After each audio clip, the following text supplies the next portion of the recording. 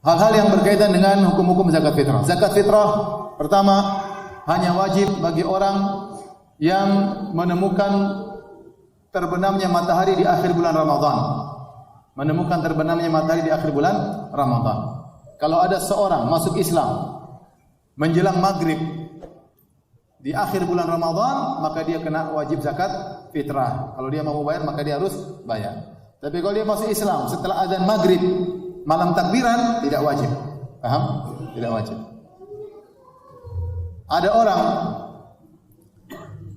anaknya lahir sebelum maghrib, maka terkena wajib bayar zakat fitrah. Kalau anaknya lahir setelah maghrib, tidak kena wajib bayar zakat fitrah. Tetapi kalau anak dalam perut, dianjurkan bayar zakat fitrah, hukumnya sunnah, tidak wajib.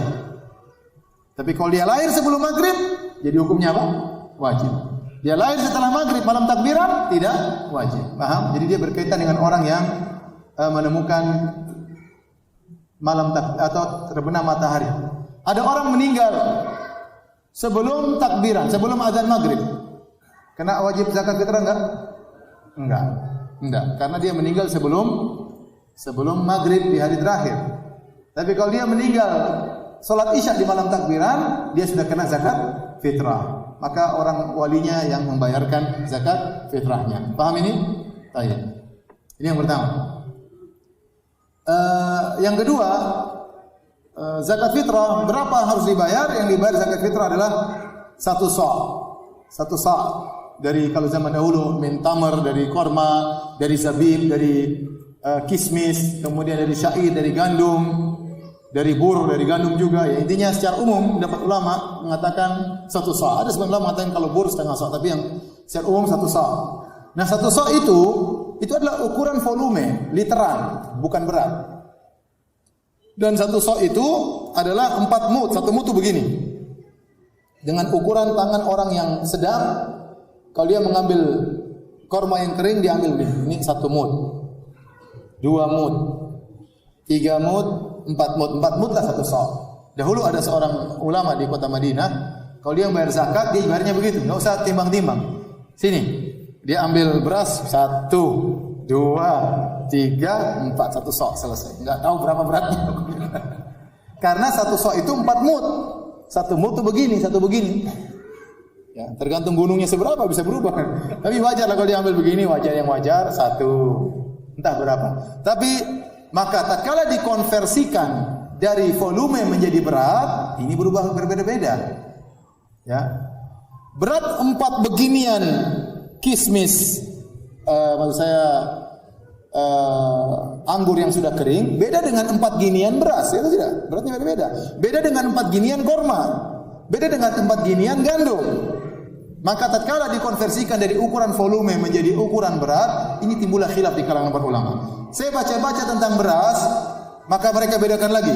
Kalau beras India berapa, beras ini berapa kilo, mereka detail. Beras Indonesia kecil-kecil berapa. Intinya kalau antum hati-hati bayar 3 kilo. Karena rentang ada 20, ada yang bilang 24, ada yang 2,8. Intinya lebih hati-hati, ada yang mengatakan 3. Udah ente bayar 3 kilo aja. Lebih aman. 3 kilo. Saya rasa di sini mungkin 2,5. Ada pendapat 2,5. 2,5, oke, tapi saya bilang lebih hati-hati bayar berapa? 3 kilo. Karena itu konversi dari volume menuju ke berat. Terus zakat fitrah, apakah boleh dibayar dengan uang? Ijma' ulama, bukan ijma', jumhur ulama mengatakan harus dengan beras, harus dengan makanan pokok. Kalau tidak dengan makanan pokok maka tidak sah. Pendapat Hanafiyah mengatakan boleh dengan duit. Pendapat tengah adalah pendapat Syekhul Islam Ibnu Taimiyah rahimahullah taala, boleh dengan duit kalau dalam kondisi hajat, sangat-sangat keperluan. Contoh, kita mau bayar beras, bayar zakat sampai semuanya punya beras. Dia enggak butuh beras, dia butuh misalnya Allah alam bisawab ya, ini semua orang punya beras ya. Dia butuh lauk misalnya ya. Tidak butuh beras lagi ya. Allah alam bisawab, tapi lebih hati-hati, saya katakan lebih hati-hati adalah dengan beras, karena pendapat 3 madhab, bahkan mereka mengatakan tidak sah kecuali dengan apa? Beras. Kecuali dengan beras. Contoh, kita nggak bisa bayar dengan beras. Contohnya ada suatu kepulauan atau suatu tempat kita kirim beras nggak bisa ke sana. Ya udah kita kirim duit aja. kirim duit, mungkin beli beras nggak sempat, ya udah bagi duit. Kalau memang dalam kondisi tertentu. Tapi hukum asal kita berusaha bayar apa? Beras. Nah, kalau ada orang, kita petugas ambil zakat, ada yang bayarkan uang, kita bilang, ini uang saya mau belikan beras ya. Jadi kita tetap bagi apa? Beras. Lebih hati-hati, lebih afdal, dan sepakat kalau beras, semua sepakat sah. Kalau duit, jumhur mengatakan tidak sah, Hanafiyah mengatakan apa? Sah. Ya, lebih hati-hati beras, kecuali dalam kondisi terdesak baru kita bagikan dengan uang kalau memang kondisi terdesak dalam kondisi-kondisi tertentu. Kemudian kapan dibayarkan? Dibayarkan boleh sehari atau 2 hari atau 3 hari sebelum lebaran, boleh. Jadi kita boleh keluarkan zakat karena sekarang distribusi enggak mudah. Kita boleh distribusi zakat misalnya hari ke-29 boleh, hari ke-28 boleh, hari ke-27 boleh. Terutama mungkin perlu, tapi kalau paling bagus yang menjelang lebaran. Kalau memang kita merasa mampu untuk membagikan di menjelang lebaran, itu yang terbaik. Bahkan yang terbaik adalah sebelum kita sholat Id. Itu yang terbaik. Tapi susah, terkadang kita sebelum sholat Id cari orang mau bayar zakat, enggak ada yang mau terima zakat, susah. Padahal zakat tidak boleh dibayar setelah sholat Id. Kenapa semakin dekat lebaran semakin baik untuk dibayar? Karena fungsi zakat fitrah adalah agar orang tidak kelaparan pada hari tersebut. Mereka punya beras, mereka bisa makan beras. Tidak punya lauk, mereka bisa campur dengan apa? Garam, atau mereka bisa cari lauk, yang penting beras ada. Itu yang paling penting. Jadi zakat fitrah itu fungsinya bukan memperkaya orang, bukan untuk memenuhi kebutuhannya setahun. Itu zakat mal. Paham? Ini beda. Makanya kata para ulama, zakat fitr hanya dibayar untuk 2 asnaf. Cuma miskin dan apa? Fakir. Ya, fakir miskin saja. Bukan untuk utang, enggak, bukan orang berutang, enggak, tapi untuk fakir dan miskin saja.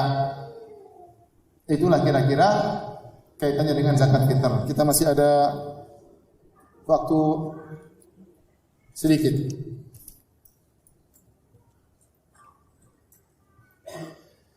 Pertanyaan Ustaz, jika pihak masjid menyediakan beras untuk zakat fitrah, kemudian masyarakat membeli beras itu untuk zakat fitrah di masjid tersebut, apakah seperti diperbolehkan? Boleh, tetapi jual di luar masjid.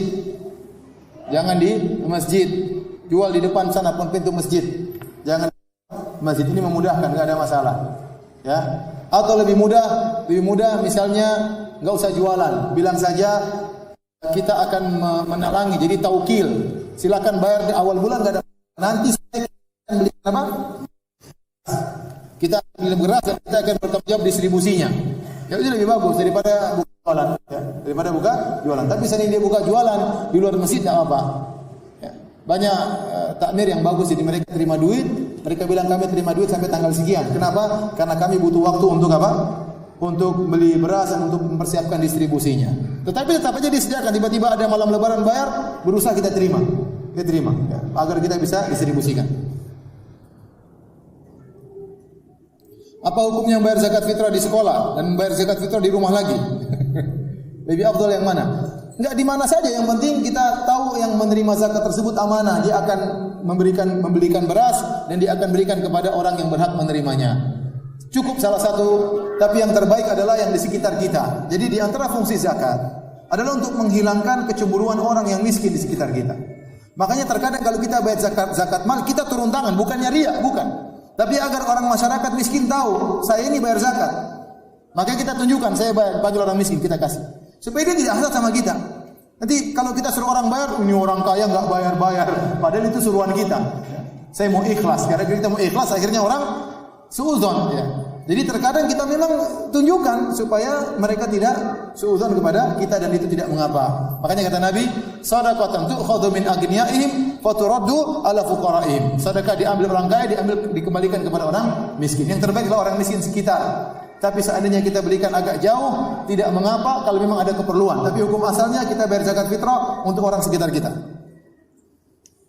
Bolehkah membayar zakat tanpa sepengetahuan keluarga? Tidak boleh, harus kasih tahu.